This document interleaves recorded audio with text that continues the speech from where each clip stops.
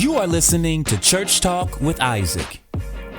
Hello, everyone. Thank you for tuning in to another episode of Church Talk with Isaac. If this is your first time listening, I am your host, Isaac Watson. And as always, I want to take time to thank all of my listeners, regardless of how you may have found this podcast. It could have been through you browsing, looking for Christian content. Could have been through someone referring this to you. However you found it, you found it. So thank you so much for tuning in. Listen, time flies so very fast. This is episode 49, which means that we're almost an entire year into Church Talk with Isaac. We started these podcast episodes in January, and we are already in December. Every single week, you've received new content. I've been consistent, and you all have been consistent with listening, with viewing. Every single month, my view count increases nationally, internationally. So I want to just thank you all so very much. Hopefully you all are enjoying it. You're learning, you're growing, you're getting something from this podcast. Church Talk with Isaac is a platform where we discuss all things church related. So we're just not speaking from a leadership perspective or from a perspective of those who may be pastors or senior leaders within a church or within a church organization. We cover topics from every angle, from the leader to the pulpit. No topic is off limits. I even receive topics from many of you all who listen, who have sent me topics and to cover, and to the best of my ability, I try to cover those topics. So God is so good just for allowing us to get through this year. And listen, I do not plan on slowing down. I do not plan on stopping. It is your feedback that encourages me to keep going. So thank you so very much. Listen, do me a favor. If you have not, you've been listening, you've been enjoying the podcast, but you have not yet rated it. You've not yet given me stars regarding to how this podcast have impacted you. You have not yet given me a review.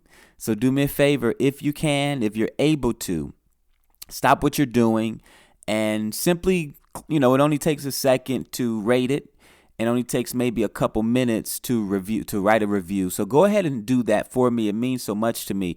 I want to be able to read your reviews so that other people also know what to expect from Church Talk with Isaac. Not only that, but when you rate it, when you give it I would like a 5-star rating, of course, but you rate according to how you've received. So when you rate it, the more ratings, the higher the ratings, the more visible the platform. The higher the ratings, the more people are able to find Church Talk with Isaac when they type certain things into their search field where they're looking for new podcasts, or even if they follow certain people.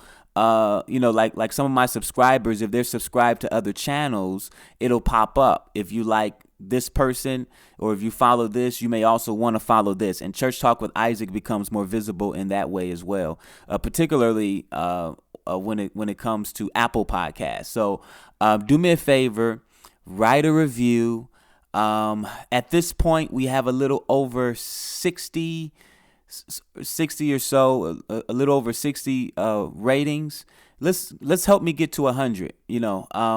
We're pushing towards so many views a month. I mean, thousands of reviews a month. Thousands of listenings, downloads, a month.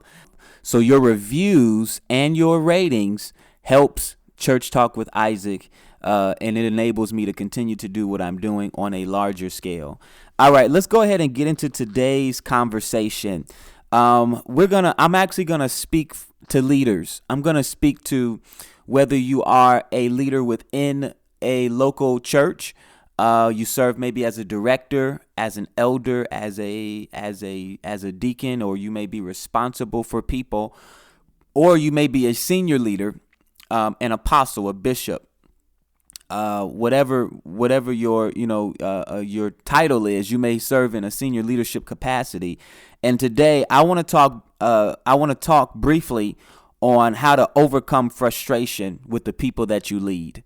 How to overcome frustration with the people that you lead. I believe this is important because if you have led anyone for any amount of time, you will find out very quickly that people can be complicated. You'll find out very quickly that people may not produce on the level that you may be looking for them to produce. There are some people whose attention span or their ability to complete tasks may not be up to par, may not be where you would like it to be. You may learn that people may have difficult personalities. People may want to give up. They may want to quit. You're going to find out that quite honestly, many people may not be able to put in the same amount of drive, the same amount of support, the same amount of dedication that you yourself would put in. So I'm going to talk, and what I want to do is I want to give you a perspective. I want to give you something that I think will help you. And honestly, this is something that doesn't just work within church organizations.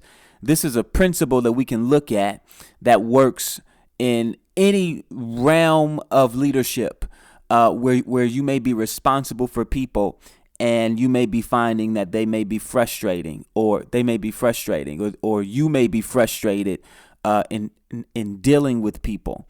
You know, it's one of those things where it has nothing to do with loving people, because the fact of the matter is that you can love people, but they may not be producing. You know, so let's talk about this. And actually, I want to use a biblical principle today, and I want to look at Matthew chapter 13.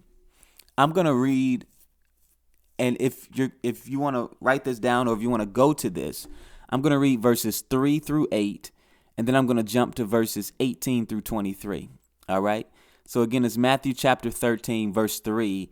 It says, then he spoke many things to them in parables, saying, behold, a sower went out to sow, and as he sowed, some seed fell by the wayside, and the birds came and devoured them. Some fell on stony places, where they did not have much earth, and they immediately sprang up, because they had no depth of earth. But when the sun was up, and they were scorched, and because they had no root, they withered away. And some fell among thorns, and the thorns sprang up and choked them. But others fell on good ground and yielded a crop, some 100-fold, some 60, some 30. All right. So before I move forward, I just want to say that what we're looking at here are 4 different types of ground. All right. We're looking at stony places. We're looking at wayward places. We're looking at thorny places, and we're looking at good ground. All right. Let's continue on. I want to look at verse 18. It says, therefore, hear the parable of the sower. When anyone hears the word of the kingdom and does not understand it, then the wicked one comes and snatches away what was sown in his heart. This is he who received seed by the wayside. But he who received the seed on stony places, this is he who hears the word and immediately receives it with joy. Yet he has no root in himself, but endures only for a while. For when tribulations or persecution arises because of the word, immediately he stumbles. Now he who receives seed among the thorns is he who hears the word, and the cares of this world and the deceitfulness of riches choke the word, and he becomes unfruitful. But he who receives seed on the good ground is he who hears the word and understands it, who indeed bears fruit and produces, some 100-fold, some 60, some 30. All right, let's go ahead and get into this. And this is not going to be a long podcast episode at all. All right. But I want to talk about this briefly. These 4 different grounds that we're dealing with, they represent 4 different things. And even those 4 different things are broken down into 2 categories of people. All right. Or 2 categories of issues. Or so let's say this. When Jesus in the parable is dealing with the wayward ground, when he's dealing with the stony ground, and when he's dealing with the thorny ground, all of these 3 different types of grounds represents heart issues. All right. These are heart issues. So you got one who when the word is released, because there's no understanding, because the heart is not opened, the word is snatched immediately. All right. And then that's the wayward. And then you have the stony where the word is released.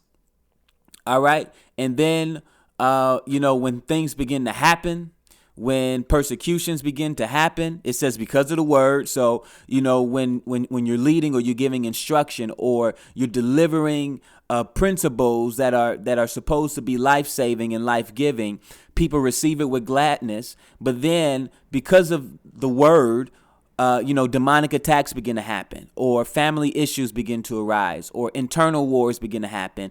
And immediately what was received, it is then uprooted. It is then, it was once received with joy and gladness, but now because of the things that begin to happen, the person begins to stumble. They begin to fall off. They stop completing tasks. They stop following through. They stop giving rapport. They stop checking in. You're reaching out to them. They're not responding. When before they were excited, they were proactive, they were engaged. So something happened. All right. That's the stony ground. And then you have the thorny ground. All right. The thorny ground represents the word being released, but then the thorns represent the cares of this life. So there are certain things that has your heart that are seemingly more urgent than the responsibilities that have been given, or they may be more urgent than the word or the seed that has been given. All right. So these are people that they allow the cares of the world. So they allow the scriptures say the deceitfulness of riches to choke the word out. All right. And what that does is it causes them to become unfruitful. All right. So you have those three different types of ground. So all of those are heart issues. Those are issues where you're dealing with heart conditions. You're dealing with focus conditions. You're dealing with determination conditions, and you're dealing with priority conditions. All right. When it talks about the good ground, remember I said there are two different things going on. So you have heart issues going on. And then the second thing that we have going on is not a matter of the heart. So it's not a matter of focus. It's not a matter of determination. It's not a matter of priority. The good ground represents capacity. It's a matter of capacity, or let me say it this way. It's a matter of ability. All right. So the good ground, notice when it talks about the good ground, it talks about how there are three types of good ground. All right. You have 30-fold good ground, 60-fold good ground, and 100-fold good ground. Now, notice all types of this ground is considered good ground. All three of them are considered good ground. All right. So what we have to understand is that these are not comparative as far as one is better than the other. So the ground that bears 100-fold is not better than the ground that produces 60, and that's not better than the ground that produces 30. All right. When we are dealing with these three different types of grounds, what we are dealing with are people who are able to produce at three different levels. This is going to help y'all. All right. When we're dealing with overcoming frustration, when we're dealing with understanding people and not becoming frustrated by them so easily, a big part of that deals with us understanding how they are built, what's going on, because frustration oftentimes is a matter of us not necessarily knowing where people fit. It's a matter of us not knowing what to expect from people. All right. So again, one of the things that we have to understand is that when we're dealing with the good ground, this is a matter of capacity and ability. What does that mean, Isaac? That means that everyone who is leading under you. Now, I want to make this clear. I'm not talking about the stony people, the thorny people, or the wayward people. All right. I'm not talking about those people with heart conditions. I'm talking about people who are committed. I'm talking about the people who are with you, but yet they are not producing the way that you are expecting them to produce. The reason why that is the case is because everyone does not produce the same. Everyone does not produce the same. All right. So it's not commitment. The 100 was not more committed than the 60, but what the 100 has is more capacity or ability to produce than the 60. All right. So what we have to understand in overcoming frustration is we have to understand capacity, or the capacity that's given to each individual in order for them to be able to produce, because they will only be able to produce according to their capacity. One of the reasons why many people are growing discouraged, many people are becoming overwhelmed, many people are growing frustrated. Hear me. People are growing frustrated. Leaders are growing frustrated because they are expecting 100-fold results from 30-fold people. I hope y'all are hearing me here. They're expecting 60-fold results from 30-fold people. Come on. When the fact of the matter is that everyone may not be able to produce on the same level in your leadership. So you have to be able to discern. You have to be able, and sometimes discerning is a matter of trial and error. Sometimes it's a matter of giving people responsibility and seeing what they're able to produce, and being able to discern, okay, is this person being lazy? Is this person not putting in 100%? Or are they putting in 100%, but they're only able to produce a 60-fold return or 60-fold production? All right. When we understand people's capacity, what happens in leadership is we can give people responsibilities. We can delegate authority, not based upon our capacity, because sometimes we think because we can do it, that they can do it too. When the fact of the matter is that you may be a 100-fold producer.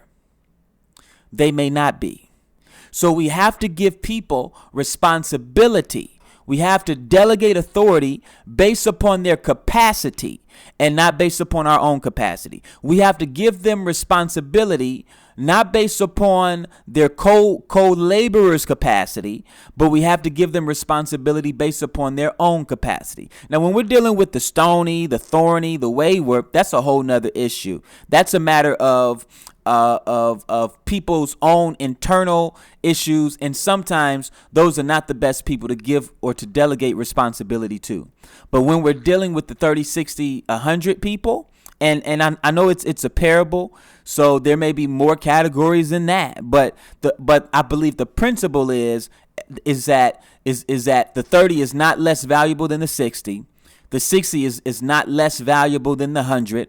All of them are designed to produce on a certain level, and all of them are to be honored on the level that they're able to produce. So we can't treat 30-fold people less than we treat 100-fold people, because the fact of the matter is that both the 30-fold, the 60-fold, and the 100-fold are all considered good ground. When we understand capacity, we'll start putting unrealistic expectations on people, and we'll be able to lead with them, serve with them, and give them responsibility that they are actually able to accomplish based upon their personal capacity and personal ability. Man, oh man. I hope this is helping somebody. I really do. I really do. So this is just something I want you to study this. Go ahead and study this. Study what Jesus was saying in Matthew 13 about this parable, about these 4 different types of ground, about these 2 types of ground. Where we are dealing with capacity and ability versus heart issues, heart conditions, focus. So listen, I hope this is something that blessed you. If again, rate Church Talk with Isaac. Give me a review. We're pushing a year. I'm so glad about it. Share this with someone, and we will talk soon. Be blessed. Have a great week. Thank you for listening to Church Talk with Isaac. If you enjoy our content and benefit from this podcast, do me a favor and subscribe, leave a review, and share with your friends, family, and colleagues. I'm also on all social media platforms and would love to connect with you.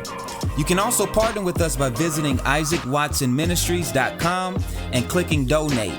Your partnership helps us to get the message of Jesus through Isaac Watson Ministries to the world. Talk to you soon.